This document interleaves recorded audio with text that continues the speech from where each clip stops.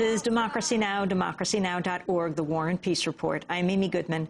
As we return to historian Howard Zinn's first speech after the 2008 election, the author of A People's History of the United States discusses the election, war, peace, and what this country symbolizes to the rest of the world. We have to stop thinking that solutions to problems are military solutions, that you can solve problems with violence. You don't really solve problems with violence. We have to change our definitions of heroism.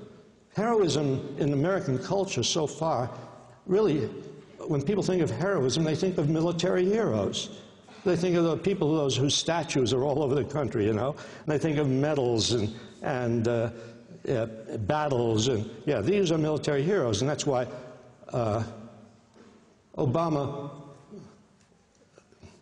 goes along with that definition of hero by referring to John McCain, you know, as a military hero, and always feeling that he must do that.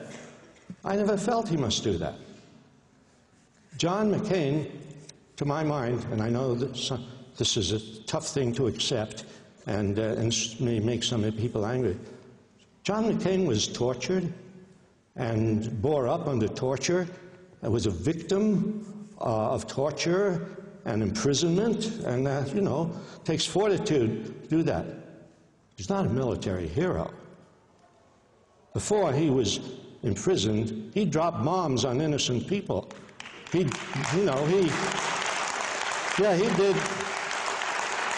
what the other members of the Air Force did. They dropped bombs on peasant villages and killed a lot of innocent people. I don't consider that heroism. So we have to redefine. To me, the great heroes are the people who have spoken out against war. Those are the heroes, you know.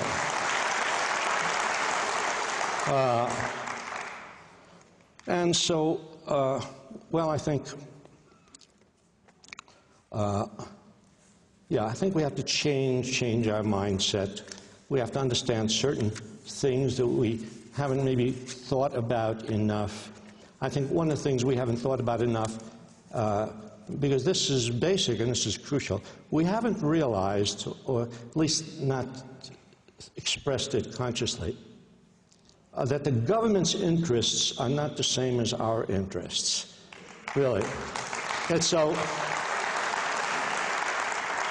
when they talk about the national interest, they're creating what Kurt Vonnegut used to call a Granfalloon. A Granfalloon was a meaningless abstraction in which you put things together that don't belong together. You see, national security, and national interest. No, there's no one national interest. There's the interest of the President of the United States, and then the interest of the young person he sends to war. They're different interests, you see. So there's the interest of Exxon and Halliburton, and there's the interest of the worker, the nurse's aide, the teacher, the factory worker. Those are different interests. Once you recognize that you and the government have different interests, that's a very important step forward in your thinking, because if you think you have a common interest with the government, well, then it means that if the government says you must do this and you must do that, and it's a good idea to go to war here, well, the government is looking out for my interest. No, the government is not looking out for your interest. The government has its own interests, and they're not the interests of the people. Not just true in the United States, it's true everywhere in the world. Governments generally do not represent the interests of their people. See? That's why governments keep getting overthrown. Because people at a certain point realize, hey, no, the government is not serving my interest. That's also why governments lie. Why do governments lie? And, you know, you must know that governments lie. Not just our government, governments in general lie. Why do they lie? They have to lie. Because their interests are different than the interests of ordinary people. If they told the truth, they would be out of office. So have to recognize, that the difference in interest. And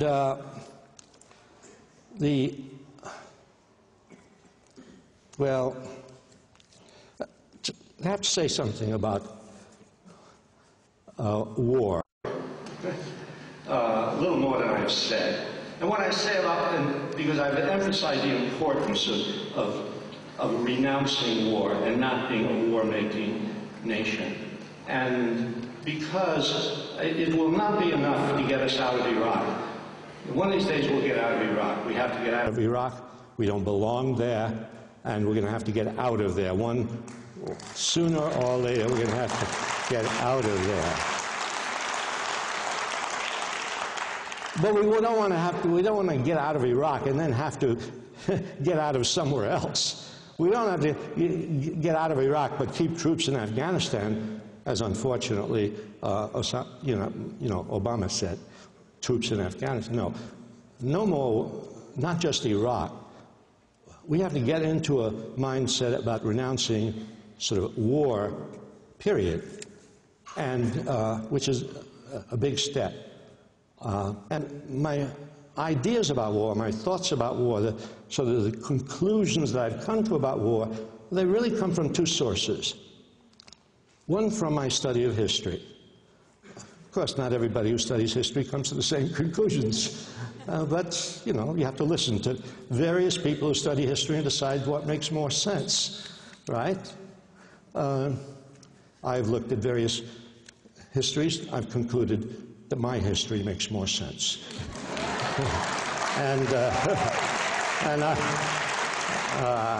I've always been an objective student of these things, yes.